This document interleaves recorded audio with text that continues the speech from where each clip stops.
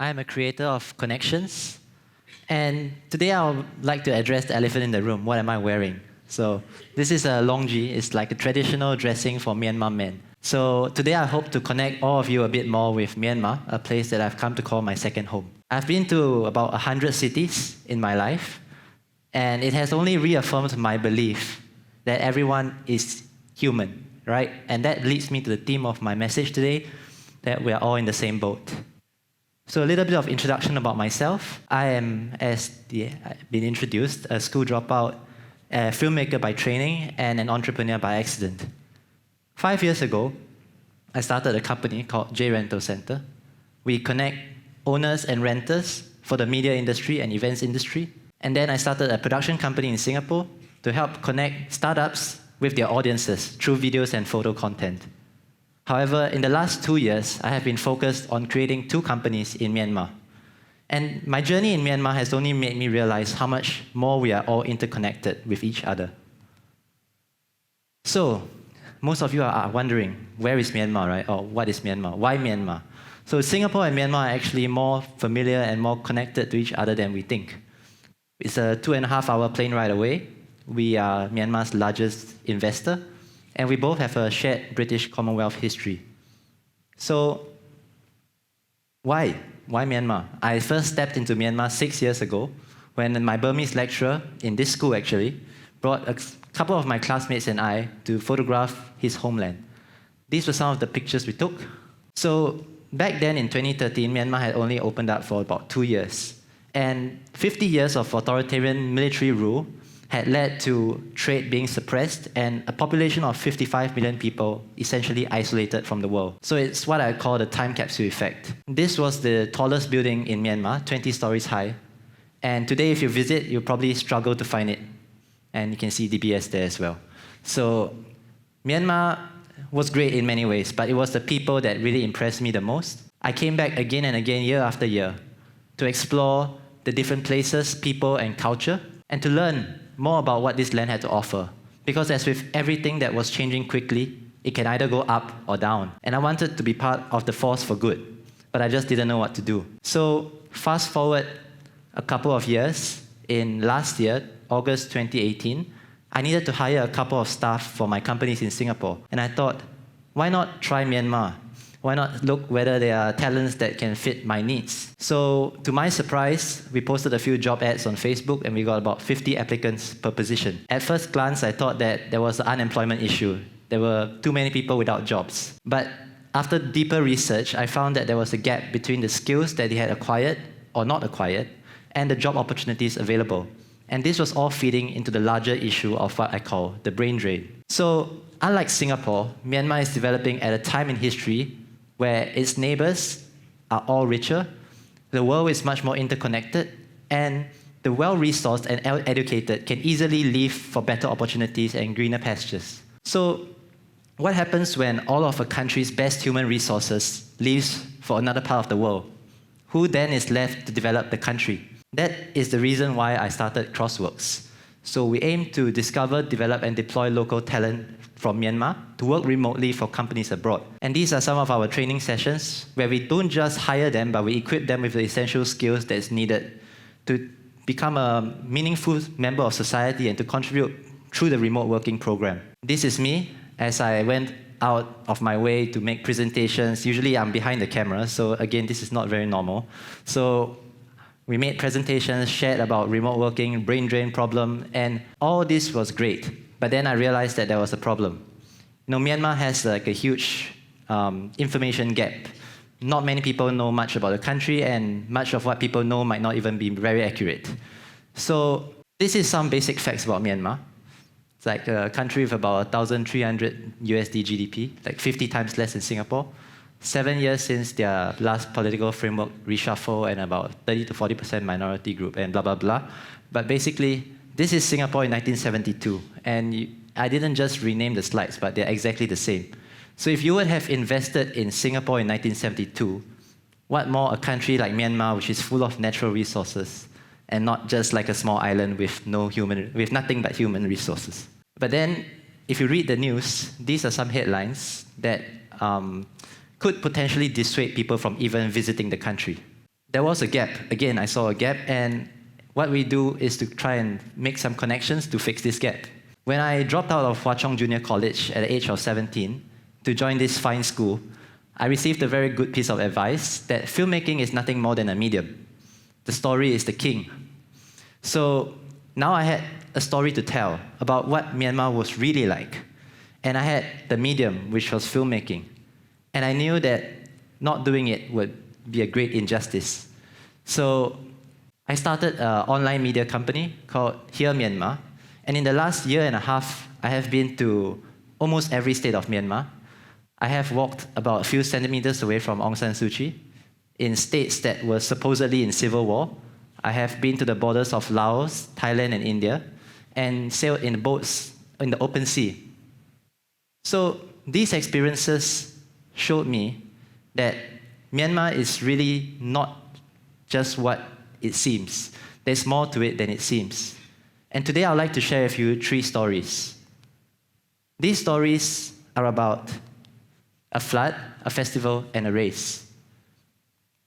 So on the 9th of August this year, I appeared on CNA. It's also Singapore's National Day. But on the 9th of August was also time of peak flooding in Myanmar. You can see from this photo that not much except the roof and the gate was left. So while I was enjoying comfortably at home, hundreds of thousands of people were suffering, and I couldn't just let it go. So 2 weeks later, me and my team found ourselves in the heart of the storm, and the flooding was still so severe that people got around in boats. We were trying to tell the stories of how people coped with the annual floods. And mind you, this happened every year. So that was the most heartbreaking thing about this whole story. People, NGOs, and governments were focused on rescue and relief. And every year, it would happen again. There was not enough emphasis on prevention. So you can see a school, and people are still studying. They take it like it happens all the time. And we thought that the least that we could do would be make a video, raise awareness, and to share with people that prevention is better than cure.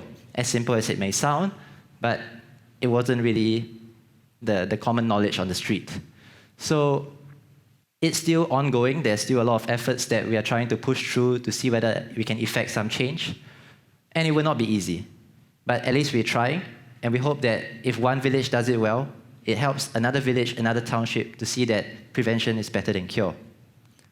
My next story is about a festival, an ancient festival that is called the Kato Festival. It happens every April to mark the new year and to seek good weather. This festival essentially revolves around a tree, or what they call a sacred totem. And basically, they have to search for the tree. They have to chop the tree down. They have 48 men carry the tree on foot for 8 miles to the festival site, throw some water along the way, and then erect the tree and have people dancing and singing around it. So we found ourselves sleeping in the jungle, which I've never done, even in the army. We found ourselves walking for over 15 kilometers, and we found ourselves being hosted very hospitably by these villagers who didn't know us at all. They wanted to share their stories, and they wanted more people to know about their festival. So this is one of over hundreds of festivals that Myanmar is home to, and I just hope that more people hear their story. And this is a short trailer of our mini documentary.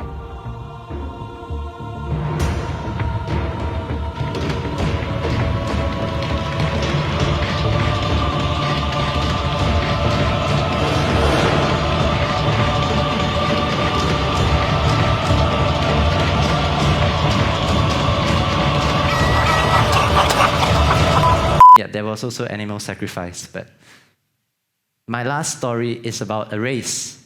These are the Karen people.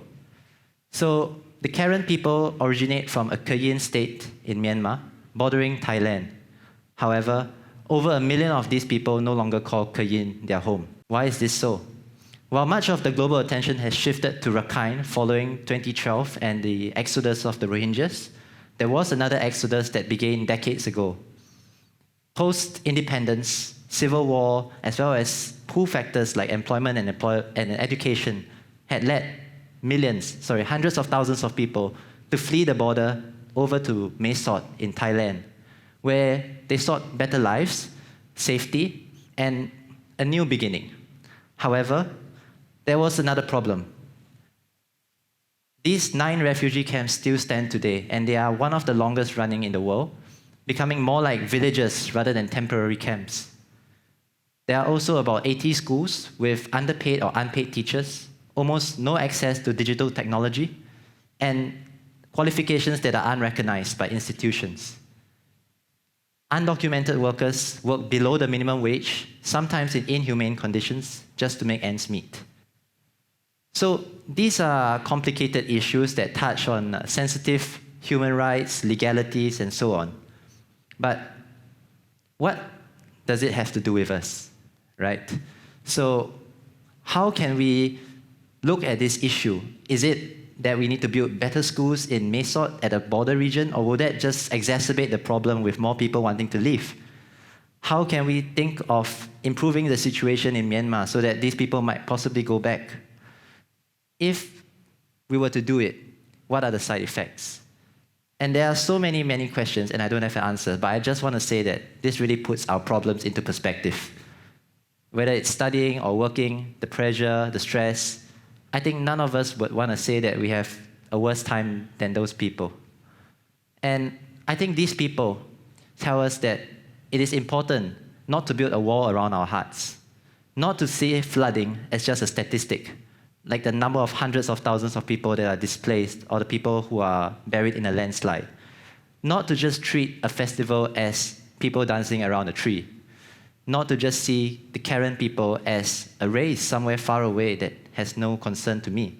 And academic and former dean of the Lee Kuan Yew School of Public Policy once used a very poignant analogy about the world order prior to 1945 being like a few large ships and many small vessels in the vast open sea.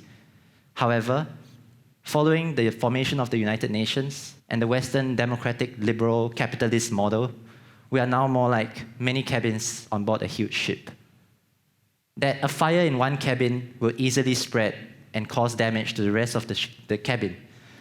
And that it is no longer about trying to avoid collisions between the small ships and the big vessels, but rather to help steer this big global ship peacefully. And this has led to my reference to the transboundary haze in Singapore. We can't say that we are an island and we are isolated from the problems of the world. We see it every year. And in this family, you can see that everyone cares for each other, just like most of our families here, I would say. If someone in your family is sick, even if you had something very urgent to do, you'd probably carve out some time for him or her. So what about the people that we don't see? What about the people who have struggles every day? Is it just because we don't see it, we don't feel them, and we don't do anything? Well, there's nothing wrong with being in the first class or business class cabin in your ship. But perhaps we should ask ourselves, when was the last time we thought about someone outside of these cabins? Perhaps all of us are best positioned to plug the gaps that large national or even international organizations cannot plug, because we are aware of these things that are happening around the world that others are not. Someone in Myanmar once told me that Singaporeans are known for the 3 L's, the look, learn, and leave. And we are so educated, but this accolade in particular is perhaps something that we want to drop. On a more serious note, everything that we learn and we don't do something about might be an opportunity that someone else might not have had. Everything that we are aware about, I would encourage you to take action and to do something about it. And a word of caution though. As with all good intentions, there might be costs, right? The road to hell is paved with good intentions. Charities might lead to reliant communities. Dams have ecological costs. Training someone in skills that there's no jobs for might just lead to a big waste of time and resources. Things that might have worked before might not necessarily work again. And so it's not really just about porting over solutions from one place that worked before to another place. However, I would say don't let these challenges stop you. Be like a startup. Try, start small, iterate, and gather feedback and try again. Don't let failure be something that stops you.